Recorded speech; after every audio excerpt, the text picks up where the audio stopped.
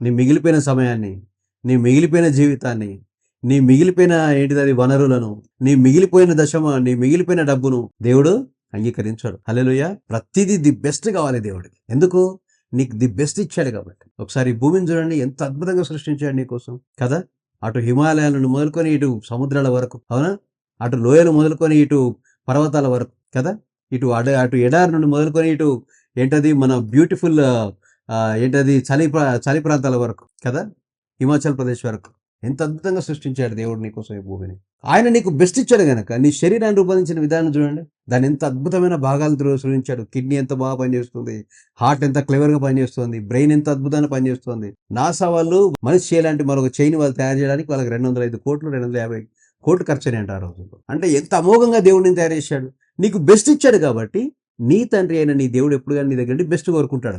ఈ జ్ఞానం పనిచేయలేదు కయీను లోపట. తప్పు ఎక్కడ జరిగింది? కయీనులోనే జరిగింది. కయీను హృదయంలోనే జరిగింది. కయీను తలంపుల్లో, కయీను సిద్ధాంతంలోనే జరిగింది తప్పు. కానీ కోపం ఎవరి మీద పెంచుకున్నాడు? హేబేలు మీద పెంచుకున్నాడు. ఎందుకు?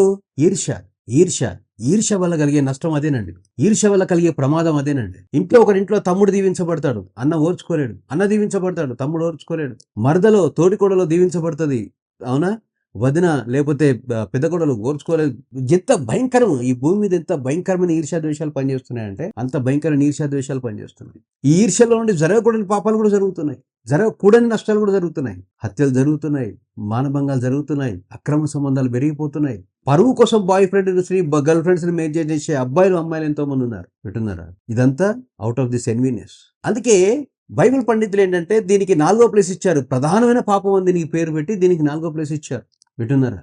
ఇది చాలా భయంకరమైనది. కానీ దేవుని వాక్యం ఏం చెప్తుంది మనకు? కొరింథీయులకు రాసిన పత్రిక 13వ అధ్యాయం 4వ వచనం ఒకసారి నేను చదువుతాను చూడండి. ప్రేమ దీర్ఘకాలం సహించును. ఈర్ష్య ఏం చేస్తుంది? నీ లోపల నిన్ను తొందర పెట్టి నిన్ను మాటలు అనేలాగా, నిన్ను అవతల వ్యక్తికి కీడు చేసేలాగా, అవతల వ్యక్తి యొక్క నష్టాన్ని కోరుకునేలాగా చేస్తుంది ఈర్ష్య. కానీ దాని బదులు ఉండాల్సిన ప్రేమ ఏం చేస్తుందంట? ప్రేమ దీర్ఘకాలం సహించును, దయ చూపించును, ప్రేమ మత్సర పడదు. ఆ వ్యక్తికి ఉన్నవి నాకెందుకు లేవని ప్రేమ అనుకోదంట. నాకు ఉండాల్సిన నాకున్నాయి, నాకు లేనివి ఏమన్నా ఉంటే అవి నా ప్రభువు నాకు తప్పకుండా ఇస్తానని ప్రేమ విశ్వాసం కలిగి, నమ్మకం కలిగి ఉంటుందంట.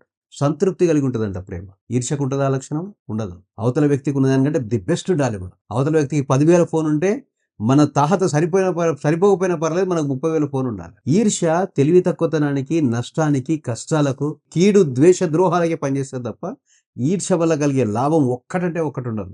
కనుకనే దాన్ని నీ మనసులోను నీ ఆత్మలోను ఎట్టి పరిస్థితిలో ఉండనివ్వద్దు. ఎట్టి పరిస్థితిలో దాన్ని ఉండనివ్వద్దు.